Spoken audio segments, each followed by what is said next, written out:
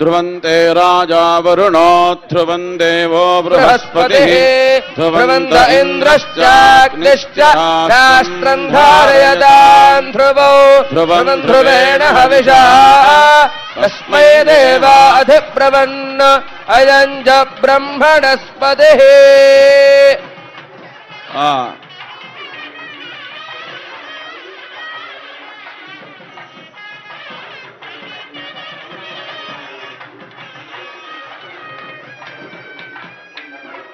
జగత్తులో సమస్త మానవాళికి సమస్త కళ్యాణాలని అనుగ్రహించేటువంటి దివ్య కళ్యాణమూర్తులు కళ్యాణ మండపంలో విరాజమానమై ఉన్నారు. కింద కూర్చోవాలండి. వారి యొక్క కింద కూర్చోబెట్టండి. దివ్యానుగ్రహం వలన సమస్త ప్రాణులు సమస్త జీవరాశులు కూడాను సుఖంగా ఉండాలి. జగత్ పార్వతీ పరమేశ్వరులకి జగతః పితరౌ వందే పార్వతీ పరమేశ్వరౌ. జగత్తుకి తల్లిదండ్రులు, వారికి కళ్యాణం చేయటం అంటే మనందరికీ కూడాను కళ్యాణము అని అర్థం. కళ్యాణము అంటే స్వస్థేయసం శివం భద్రం కళ్యాణం మంగళం శుభం. ఈ కళ్యాణం చూడటం, ఈ కళ్యాణం గురించి వినటం, ఈ కళ్యాణాక్షతలు స్వీకరించటం, ఈ కళ్యాణ ప్రసాదాన్ని భక్తితో ఎవరైతే సేవిస్తారో ఆ సమస్తమైనటువంటి మానవాళికి కూడాను వారి వారి కుటుంబంలో, వారి వారి గృహాల్లో, వారి వారి మనస్సుల్లో, వారి వారి హృదయాల్లో ఆ శుభ పరంపరలు కొనసాగుతాయి అనే విషయంలో ఏమాత్రము కూడాను సంశయం లేదు. ప్రకృతంలో కళ్యాణానికి ఏర్పాట్లలో భాగంగా మొట్టమొదటగా స్వస్తివాచనం, ఆ తదుపరి మహాగణపతి పూజ.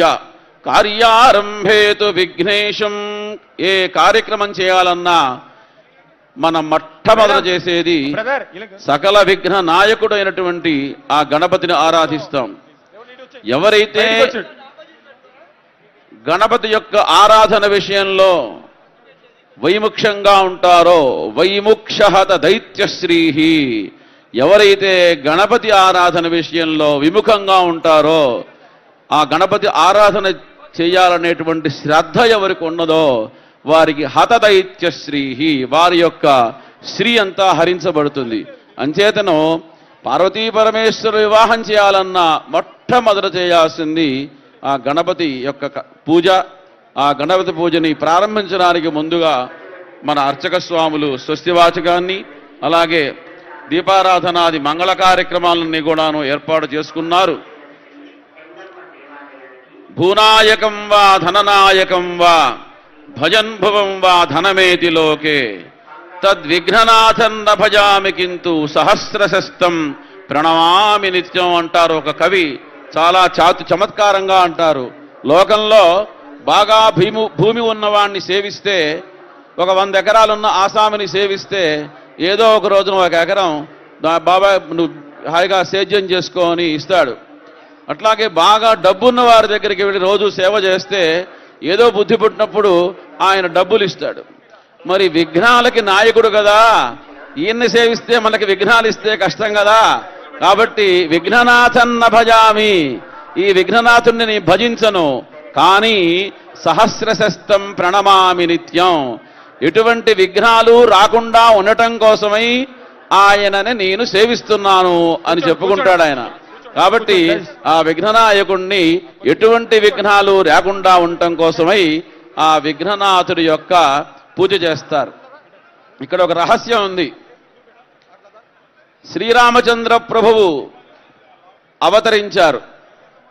ఆయన ఇంటికి వశిష్ఠుల వారు పురోహితులు, తల్లి తండ్రి కూర్చున్నారు, మంచి దావాతు చేశారు, అందరినీ పిలిచారు. అందరి సమక్షంలో ఆ మహర్షుల యొక్క సూచన మేరకు శ్రీరామచంద్ర అని పేరు పెట్టారు. అట్లాగే శ్రీకృష్ణ స్వామికి కూడా నామకరణం చేశారు. మరి వినాయకుడికి ఎవరు నామం చేశారు? ఆయన పుట్టినప్పుడు తండ్రి లేడే, తండ్రి లేకుండా పుట్టిన మహానుభావులు కదా ఈయన. మరి ఈయనకి ఎవరో ఒకళ్ళు ఏదో పేరు పెట్టాలి కదా.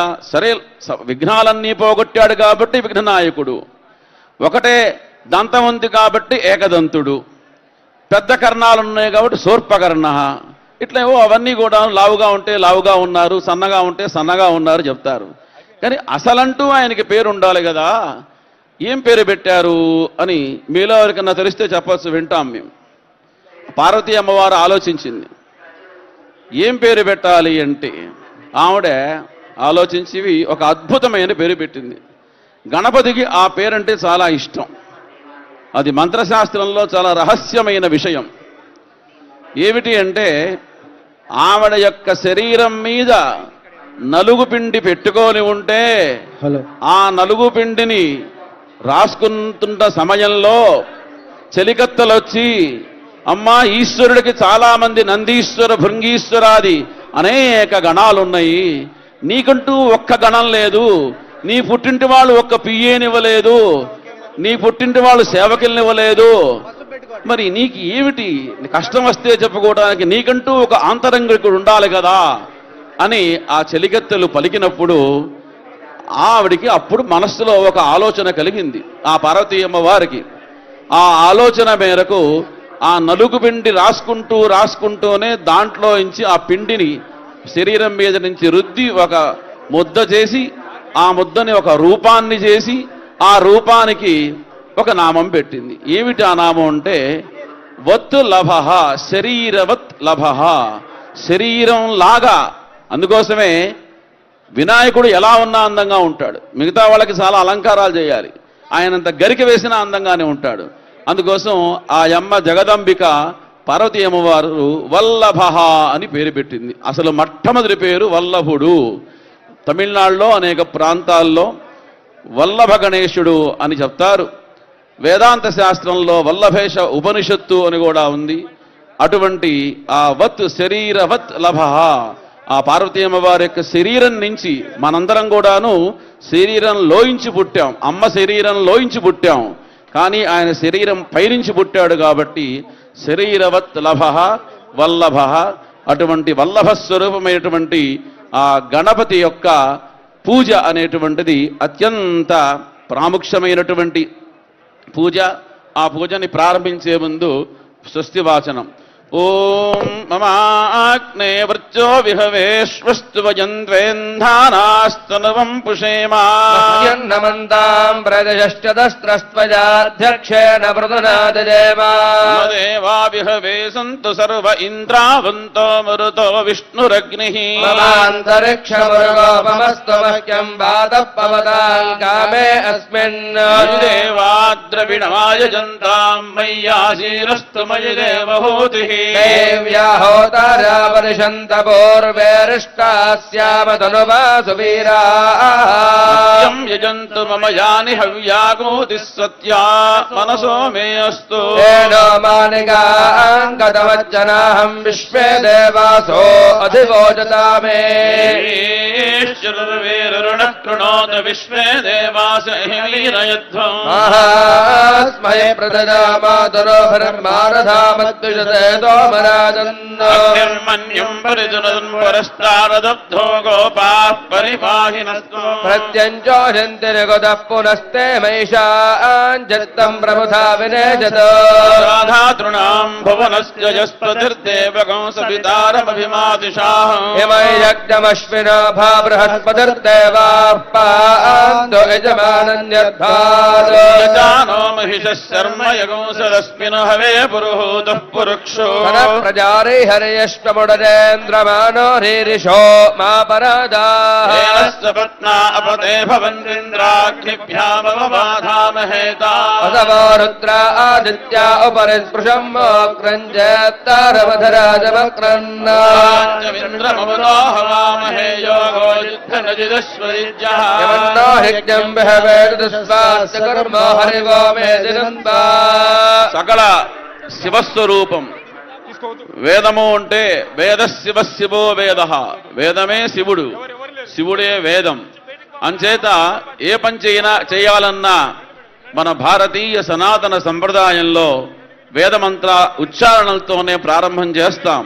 ఇక్కడ జమదగ్ని మహర్షి సాక్షాత్తు ఆ పరమేశ్వర స్వరూపం కాబట్టి ఆయనకి అత్యంత ఇష్టమైనటువంటి ఆ వేద ధ్వనిని ఇప్పటిదాకా మనం ఇక్కడ చెప్పుకోవడం జరిగింది. దేవీం వాచమజనయంత దేవాస్తాం విశ్వరూపాః పశవో వదంతి. మంత్రే జమోర్జందుహానాథే దుర్వాగస్మానుపదుష్టుతైదో. బాజా గణపతి కీర్తన ఒక 3 నిమిషాలు మీకు గణపతి కీర్తనతో మేము ప్రారంభం చేస్తాం.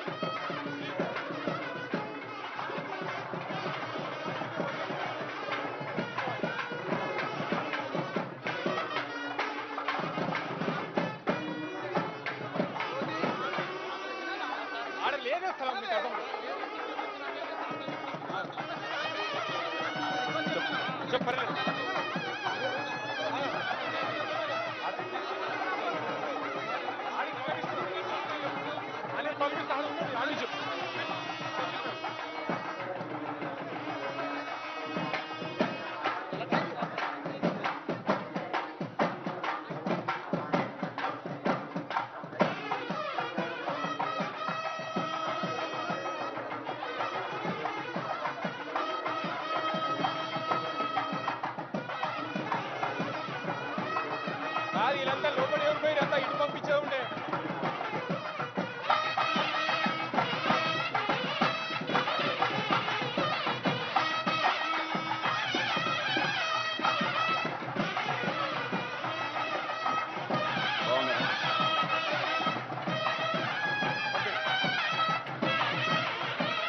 ఓమ్మా ఇటు ఇటు దర్శనం అయిపోయింది. లేదు లేదమ్మా లేదమ్మా పక్క తిరగండి మీరు పక్క.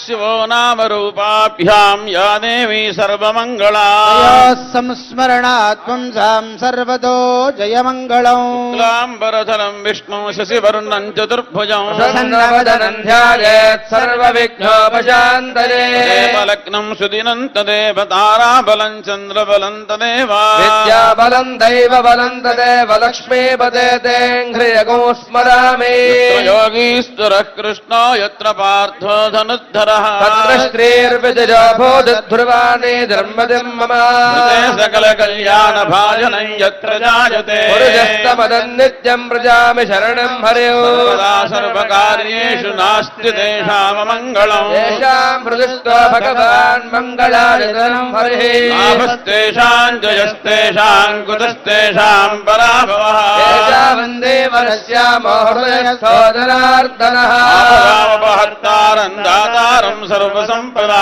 లోకాభిరామం శ్రీరామం భోజా భోజా నమామ్యహో మంగళమాంగళ్యే శివే సర్వార్థ సాధికే